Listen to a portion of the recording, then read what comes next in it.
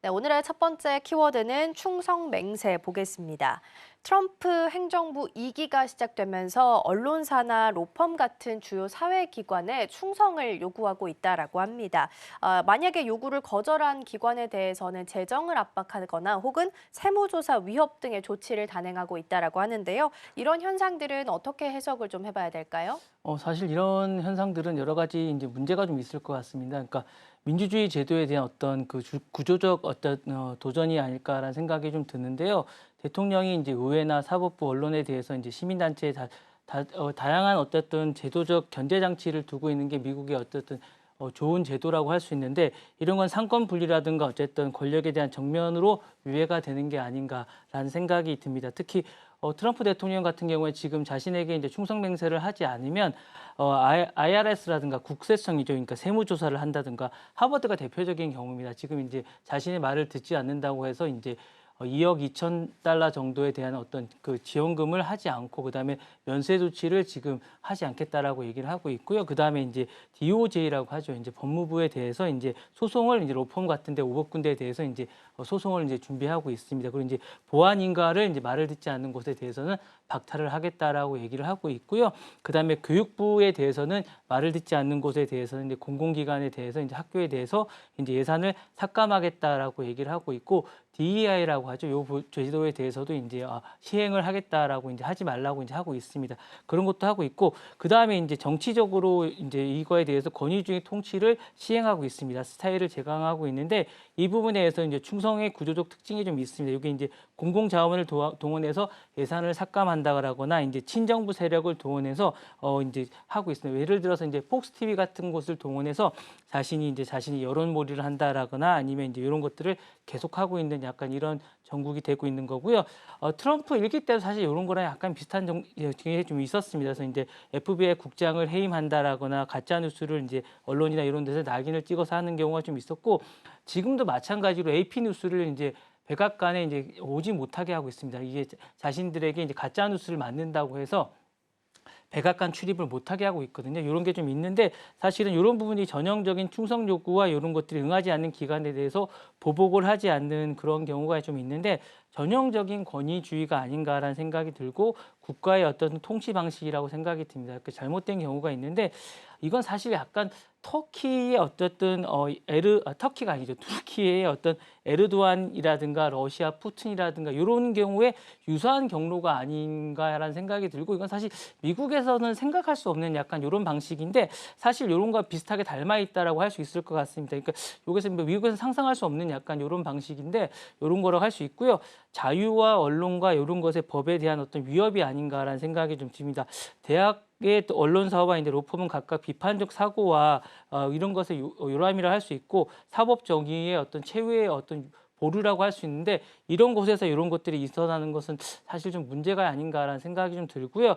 나에게 충성하지 않으면 세무조사를 하겠다는 식의 압박은 사실은 사법 시스템의 세무당국의 어떤 정치적으로 무기하는 것이라고 할 수 있을 것 같은데, 이거 좀 문제가 아닌가라는 생각이 좀 듭니다. 그리고 이제 시민사회의 어쨌든 공공기관의 위촉의 이런 것들은 사실은 많은 문제가 되는데, 과거에도 이런 사례는 좀 있었어요. 사실 이게 어떤 경우가 있었냐면, 닉슨 때도 사실은 이런 부분이 좀 있었습니다. 닉슨 때 이제 언론사에 대해서 이런 것들을 많이 했었고, FBI를 동원해서 조사를 좀 한 기억이 있었는데, 이런 것들 때문에 이제 워터게이트 사건까지 간 적이 좀 있었고요. 그 다음에 이제 여기 루스벨트 때도 이제 대법원의 권한을 지나치게 많이 해서 문제가 좀 된 적이 있었습니다. 그러니까 이런 경우가 과거에도 있었기 때문에 작용 반작용이 계속 있는 게 사실은 미국 사회라고 할 수가 있는데, 이 부분은 많이 문제가 좀 되는 같은 생각이 좀 듭니다. 그래서 정치적으로 충성을 기준으로 국가를 재편하려는 시도는 이제 많은 미국에서는 볼 수 없는 사회인데, 이게 이제 트럼프는 왜 이렇게 충성을 강요하는지에 대한 부분이 의문이 좀 됩니다. 그래서 마치 이거는 트럼프가 이렇게 하는 거는 마치 이게 제가 생각하기에는 마치 배우자를 고르는 듯한 이런 느낌이 좀 들어요. 그러니까 국가 파트너를 고르는 듯한 생각이 좀 들고, 이게 마치 이제 국가가 이렇게 하는 게 왜 이렇게 하는 생각이 좀 드는 생각이 좀 들면서 생존 전략이 아닌가라는 생각이 좀 드는데, 향후에 이런 것들이 많은 부작용을 낳지 않을까라는 생각이 좀 듭니다. 네. 네, 어떻게 보면 트럼프식 충성을 강요하는 행태를 확인할 수 있는 사인이 아닌가 싶은데요.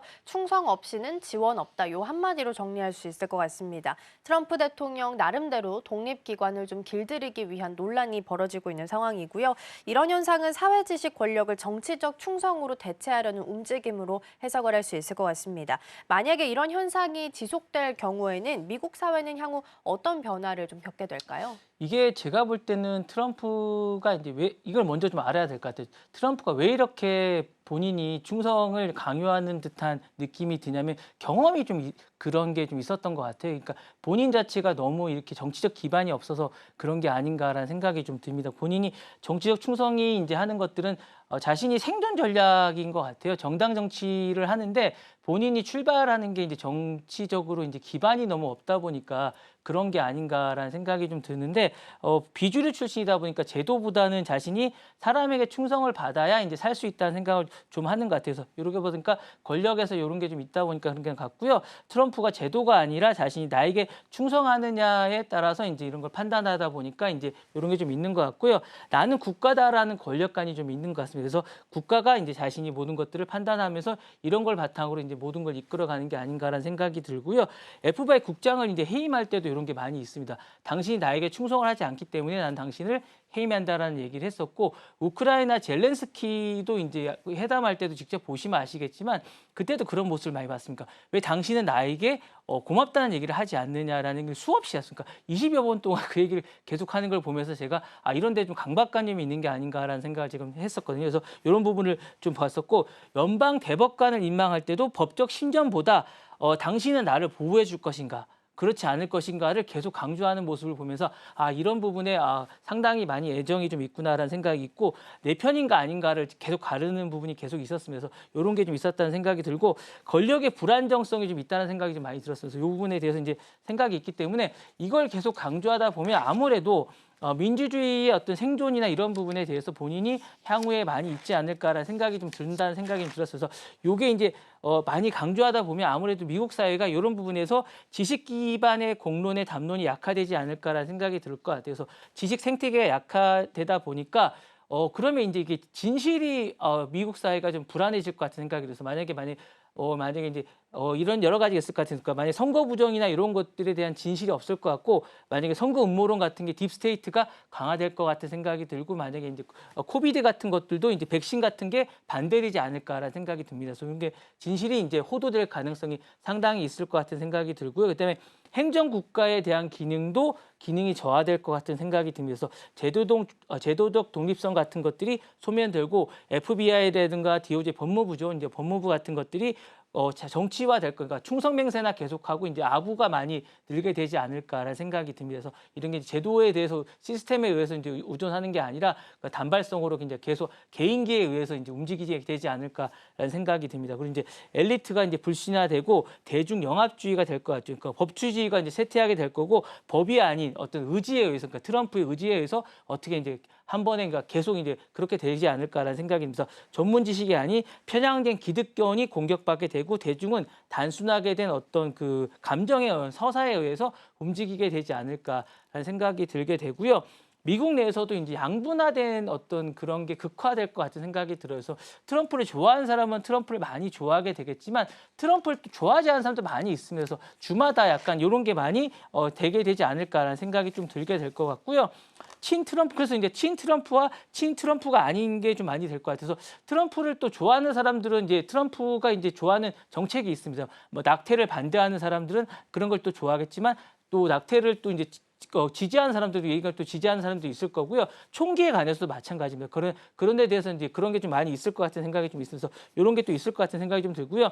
그러면 이제 국제 신뢰도가 어떻게 되느냐 이 부분도 있을 것 같고 그다음에 이제 글로벌 리더십이 원래는 이제 미국이 상당히 강했었는데 이 부분도 많이 낮아지지 않을까라는 생각이 듭니다. 그래서 이런 것들이 상당히 많이 바뀌지 않을까라는 생각이 듭니다. 네. 네, 사회 갈등에 있어서도 장기화될 수 있는 우려가 나오고 있고요. 단발성 이슈에 따라서 움직일 수 있다라는 말씀을 좀 주셨습니다. 그렇게 된다면 법이 아닌 대통령 개인의 입에 따라서 혹은 의지에 따라서 움직일 수 있다라는 부분도 함께 염두해 주시면 좋겠습니다.